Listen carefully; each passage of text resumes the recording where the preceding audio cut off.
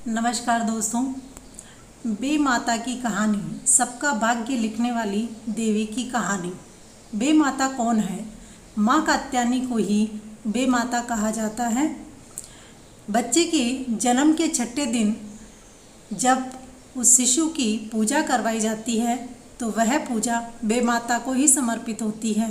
ऐसा माना जाता है कि इसी दिन बच्चे का भाग्य बे माता लिखती है। तो आइए सुनते हैं बे माता ने किस प्रकार से अपनी ही बेटी के किस्मत में दुर्भाग्य लिखा। एक दिन की बात है, बे माता अपना बही खाता लेकर कुछ लिख रही थी। थोड़ी देर बाद पास पड़ी मिट्टी से कुछ बनाने लगी, फिर उसे बिगाड़ दिया। पास में खेल रही उनकी बेटी ने मासूम आवाज़ में पूछा, माँ, ये आप क्या कर रही हैं? वह बोली, बेटी, मैं मनुष्यों के अच्छे बुरे भाग्य को लिख रही हूँ। उसी के अनुसार मनुष्य अपने जीवन को जीता है। बेटी बोली, माँ, फिर तो आपने मेरा भी भाग्य लिखा होगा। वह बोली, हाँ बेटी, तुम्हारा भाग्य भी लिखा है। बेटी ने सोचा, भाग्य लिखने वाली तो स्वयं मेरी माँ है, तो मेरा भाग्य तो बहुत अच्छा है। यही सोचकर उसने माँ से कहा, माँ, मुझे ये जानना है कि आपने मेरे भाग्य में क्या लिखा है। बे माता कुछ नहीं बोली। बेटी ने फिर से यही प्रश्न दोहराया कि आपने मेरे भाग्य में क्या लिखा है। माँ अपनी बेटी को नहीं बताना चाहती थी कि जो लिखा है वह भाग्य नहीं दुर्भाग्य है। इसीलिए वह बोली, बेटी, और किसी दिन बताऊंगी, क्योंकि वह सोचती है कि अभी तो यह छोटी बच्ची है, कुछ दिनों के बाद भूल जाएगी। परंतु ऐसा नहीं हुआ। कुछ दिनों बाद बेटी ने फिर से वही प्रश्न किया कि माँ, आपने मेरे भाग्य में क्या लिखा है, मुझे बताइए। बार बार यही प्रश्न करने पर बे माता बोलती है, बेटी, जब तुम 18 वर्ष की हो जाओगी तब तुम्हें बता दूंगी। अब बेटी अपने 18 वर्ष के होने का इंतज़ार करती है। माँ सोचती है अभी बहुत छोटी है, 18 वर्ष की होगी तब तक यह सब भूल जाएगी। समय बीतता गया। बेटी 18 वर्ष की होने पर अपनी माँ से फिर वही प्रश्न करती है कि माँ, बताइए ना कि आपने मेरे भाग्य में क्या लिखा है। यदि आज आपने नहीं बताया तो मैं अन्न जल त्याग दूंगी। बेटी की यह बात सुन बे माता ने बेटी के सिर पर हाथ रखा और बोली, बेटी, तुम जानना चाहती हो तो सुनो, तुम्हारे जन्म दिए बेटे से ही तुम्हारा विवाह होगा। यह सुनकर बेटी गुस्से में माँ का हाथ झटक कर खड़ी हो गई और बोली, आप मेरी माँ हैं, फिर भी आपने मेरे लिए ऐसा भाग्य क्यों लिखा? इतना कहकर वहाँ से वह गुस्से से आग बबूला होकर निकल जाती है।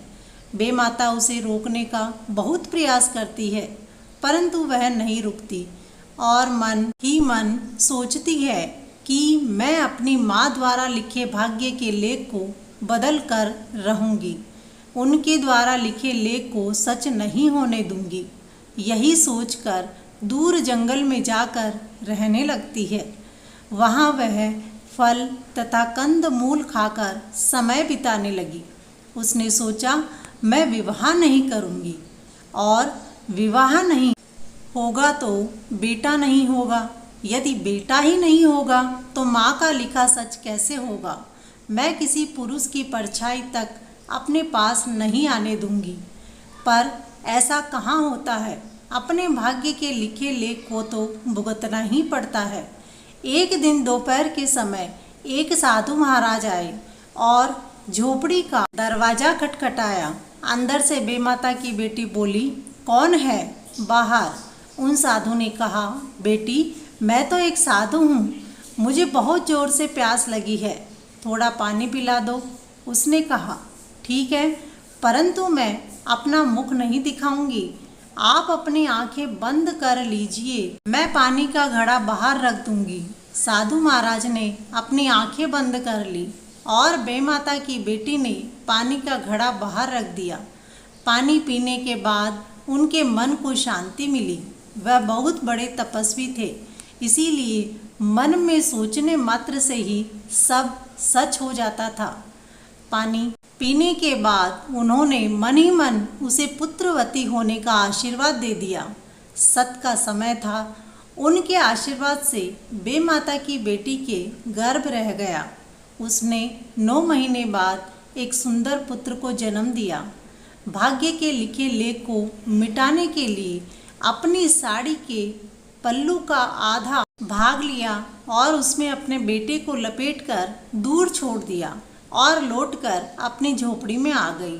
बच्चे के रोने की आवाज़ सुनकर कुम्हार दंपत्ति ने सुनी तो वे वहाँ पहुँचे जहाँ वह बच्चा रो रहा था। वे दोनों निसंतान थे, इसीलिए उस बच्चे को अपने घर ले आए। वे दोनों उसे अपने बच्चे से प्यार करने लगे और बड़े लाड़ प्यार के साथ उसका पालन पोषण करने लगे। इस प्रकार जब बच्चा बड़ा हुआ तब कुम्हार दंपति ने उसे पाठशाला भेजने का निर्णय लिया। वह पाठशाला जाने लगा। वहाँ उसकी मुलाकात राजा के बेटे से हुई और दोनों की दोस्ती हो गई। उसका आना जाना महल में होने लगा। महल के लोग भी उसे प्यार करने लगे। समय बीतता गया, वह बड़ा हुआ। राजा ने उसे अपने घोड़ों के अस्तबल में काम दे दिया। कुम्हार का बेटा उसी जंगल में जाता था जहाँ उसकी माँ यानी बेमाता की बेटी रहती थी। वह वहाँ जंगल में घोड़ों को चराता और उसी झोपड़ी के बाहर बैठ जाता जहाँ बेमाता की बेटी रहती थी। वह घोड़ों के टापों की आवाज़ सुनकर बाहर देखती कि एक बहुत सुंदर नौजवान बैठा है। उसके सौंदर्य को देखकर बेमाता की बेटी के मन में प्रेम जागृत होने लगा। उसने सोचा, मेरी माँ ने जो मेरा भाग्य लिखा था वह तो सच हो नहीं सकता, क्योंकि मैंने तो अपने बेटे को दूर जंगल में छोड़ दिया था। मुझे जो डर था वह डर तो अब रहा नहीं। अब मैं अपना जीवन व्यतीत कर सकती हूँ। बाहर बैठे नवयुवक से उसने पूछा, तुम्हारे माता पिता के बारे में बताओ, तुम किसके बेटे हो? नवयुवक ने कहा, मैं कुम्हार का बेटा हूँ और राजा के यहाँ घोड़ों के अस्तबल में काम करता हूँ। यह सुनकर वह संतुष्ट हो गई कि मेरी माँ का लिखा लेख सच नहीं हो सकता। उन दोनों ने एक दूसरे से विवाह करने का निश्चय किया। उस नवयुवक ने घर जाकर अपने माता पिता को बताया। उन्होंने भी हाँ कर दी और दोनों का विवाह करवा दिया। विवाह की सारी रस्में हो गई। सुहाग थाल की रस्म चल रही थी। तब बेमाता की बेटी ने हंसी मजाक में कुम्हार के बेटे से पूछा कि आप कितने वर्ष के हैं? वह बोला, यह तो मुझे नहीं पता कि मैं कितने वर्ष का हूँ। बेमाता की बेटी ने कहा, जाओ अपनी माँ से पूछ कर बताओ। उसने अपनी माँ से पूछा तो वह बोली, यह तो मुझे भी नहीं पता, शायद 20 वर्ष का हो गया होगा। बेमाता की बेटी बोली, शायद से क्या मतलब? आपको यह भी नहीं पता कि आपका बेटा कब पैदा हुआ? तब कुम्हार दंपति ने उसे सारी बात बता दी कि किस प्रकार वह उन्हें साड़ी के टुकड़े में लिपटा हुआ मिला था। अब बेमाता की बेटी को कुछ आशंका हुई। वह बोली, क्या आप मुझे वह साड़ी का टुकड़ा दिखा सकते हैं? कुम्हार दंपति ने वह कपड़ा संभाल कर रखा था। उसने वह कपड़ा बेमाता की बेटी के सामने रख दिया। कपड़ा देखते ही उसके पैरों तले जमीन खिसक गई। अब उसे याद आया कि उसकी माँ क्यों कहती थी कि उसके लिखे लेख को कोई नहीं बदल सकता। उसने ये क्या कर दिया? अपने ही बेटे के साथ 7 फेरे ले लिए थे। इसी शर्मिंदगी के कारण वह साड़ी का टुकड़ा लेकर बाहर भागी। बाहर बर्तन पकाने के लिए अलाव जल रहा था। वह उस अलाव में कूद गई और आग में जलकर मर गई। दोस्तों, ये कहानी हमें बताती है कि हमारे भाग्य में जो लिखा है वो मिट नहीं सकता। जो किस्मत में लिखा है वो हमें भुगतना ही पड़ेगा। लाख कोशिश करने पर भी हम उसे नहीं मिटा सकते।